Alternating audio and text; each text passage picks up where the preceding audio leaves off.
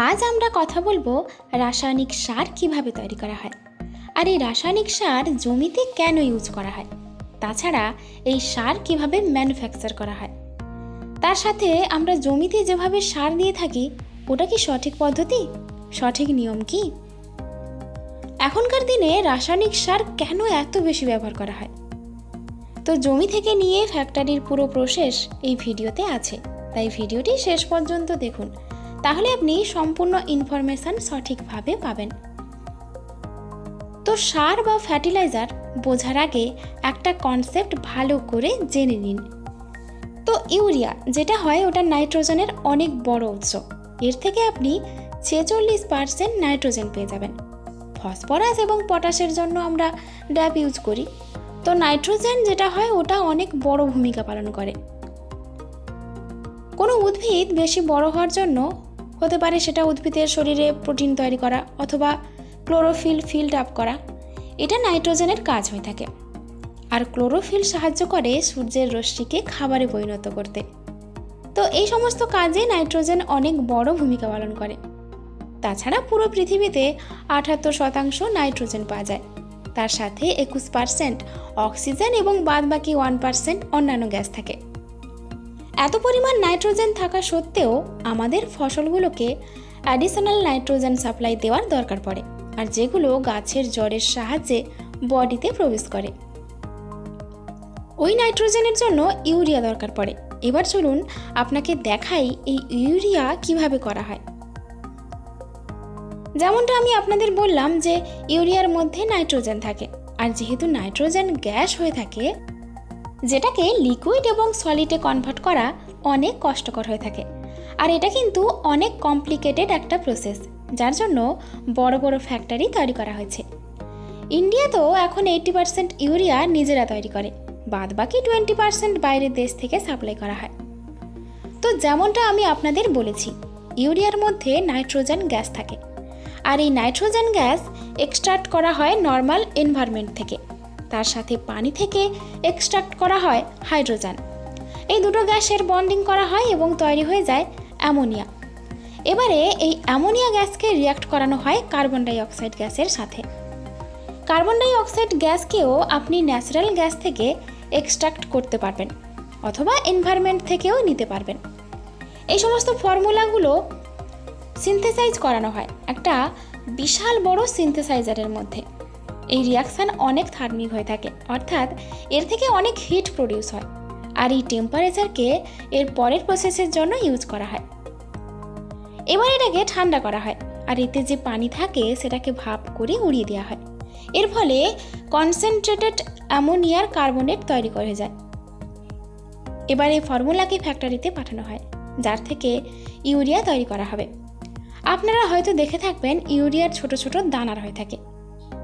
এটা তৈরি করা হয় একটা বিশাল বড় টাওয়ারের মধ্যে, এটাকে বলা হয় ড্রিলিং টাওয়ার। আপনারা হয়তো বড় ফ্যাক্টরি দেখেছেন যেখানে দেখেছেন অনেক বড় বড় টাওয়ার আছে, আসলে ওগুলো বেশিরভাগ সময় চিমনি হয়ে থাকে।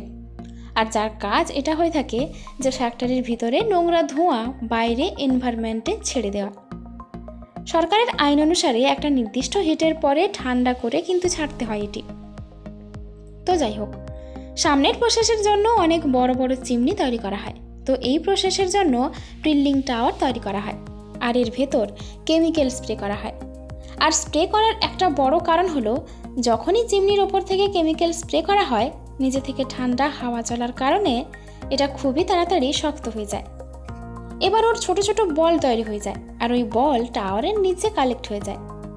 এবার একটা বিশাল বড় ব্লেডের সাহায্যে বলগুলোকে কালেক্ট করা হয় এবং একটা কনভেয়ার বেল্টের ওপর দিয়ে পাস করানো হয়।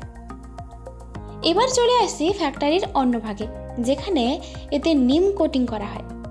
আপনি যদি মার্কেটে ইউরিয়া দেখে থাকেন, ওই সমস্ত ইউরিয়া দেখবেন যে নিম কোটিং করা থাকে, আর এর কারণও অনেক আছে। সর্বপ্রথম এই ইউরিয়া শুধুমাত্র এগ্রিকালচারের ব্যবহার করা হয় না, অনেক ইন্ডাস্ট্রি আছে যেখানে এর ব্যবহার করা হয়, যেমন সাবান ম্যানুফ্যাকচারিং, ডিটারজেন্ট ম্যানুফ্যাকচারিং, আবার অনেক খাবারই ইউজ করা হয়, অ্যানিমেল খাবার, তাছাড়া আরও অনেক কাজে ইউজ করা হয়।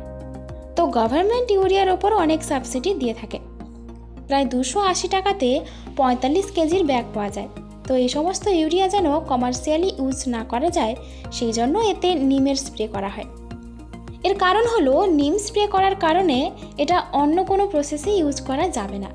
আর নিম যেটা হয় ওটা মাটিতে যাওয়ার ফলে যে সমস্ত ডেঞ্জারাস কীটপতঙ্গ হয়ে থাকে, যেগুলো গাছপালার ক্ষতি করতে পারে, সেগুলো জমি থেকে চলে যায়। এর জন্য কনভেয়ার বেল্টের ওপরে নিম স্প্রে করা হয়। এবার এরপরে পাঠিয়ে দেওয়া হয় প্যাকেজিং লাইনে। এগুলোকে 45 কেজি করে ব্যাগে ভর্তি করে মার্কেটে পাঠিয়ে দেওয়া হয়। এটা তো ছিল পুরো প্রসেস ইউরিয়া কিভাবে তৈরি করা হয়। একটা জিনিস আমি আপনাদের ভালো করে জানিয়ে দিচ্ছি, এই ইউরিয়া কিভাবে ইউজ করবেন। আজকাল অনেক মানুষ বলে থাকে যে ইউরিয়া নাকি ডেঞ্জারাস হয়ে থাকে, কিন্তু কেন ডেঞ্জার হয়ে থাকে এটা আমি আপনাদের জানিয়ে দিই। যদিও ইউরিয়া বিষাক্ত নয়, আর এই ইউরিয়া নাইট্রোজেন মাটির ভেতরে যাওয়ার জন্য তৈরি করা হয়েছে, কিন্তু আজকাল মানুষ কি করে, শুধুমাত্র মাটির ওপরেই ছিটিয়ে দেয়। ওটা কিন্তু পুরোপুরিভাবে ভুল প্রসেস। এটা করার ফলে ওই ইউরিয়া কোনো কাজেই আসে না। যখনই ইউরিয়া পানির কন্টাক্টে আসে তখনই ওটা কনভার্ট হয়ে যায় অ্যামোনিয়া গ্যাসে, আর ওই গ্যাস বাইরে রিলিজ হয়ে যায়, কিন্তু ওটা আমরা একদম চাই না। এখন আপনাকে কি করতে হবে? তো প্রথমে একটা ছোট গর্ত করে ওর মধ্যে ইউরিয়া দিতে হবে, গাছ অথবা বীজের অলমোস্ট 10 সেন্টিমিটার দূরে। একদম গাছের সাথে যেন দেবেন না, 10 সেন্টিমিটার দূরে গর্ত করুন আর ওর মধ্যে ইউরিয়া দিয়ে দিন এবং ওটাকে বন্ধ করে দিন।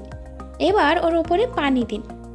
যখন পানি যাবে ওটা ডিসলভ হবে আর নাইট্রোজেন রিলিজ হবে, তখন ওটা মাটিতে বন্ধ হয়ে যাবে আর গাছের শিকড় ওটা খুব সহজেই শোষণ করতে পারবে। এইগুলো ছিল সার তৈরি করা থেকে শুরু করে সেগুলো অ্যাপ্লাই করা পর্যন্ত সম্পূর্ণ প্রসেস। যদি এর মধ্যে কিছু ছেড়ে দেই তাহলে আপনি আমাদের অবশ্যই কমেন্ট করে জানাবেন। আশা করি সব কিছু আমি আপনাদের ভালো করে কভার করতে পেরেছি। আর যদি ভিডিও ভালো লাগে তাহলে ভিডিওতে একটা লাইক অবশ্যই করবেন। তার সাথে সাথে আমাদের চ্যানেলে আরও ভিডিওগুলো দেখার জন্য আপনাদের আহ্বান জানানো হচ্ছে। দেখা হচ্ছে পরের ভিডিওতে। ততক্ষণ পর্যন্ত ভালো থাকবেন, সুস্থ থাকবেন। আর হ্যাঁ, এত সুন্দর ভিডিওর জন্য চ্যানেলটিকে সাবস্ক্রাইব করে পাশে নোটিফিকেশান বেল আইকনটি অন করে অল অপশান সিলেক্ট করুন। ধন্যবাদ।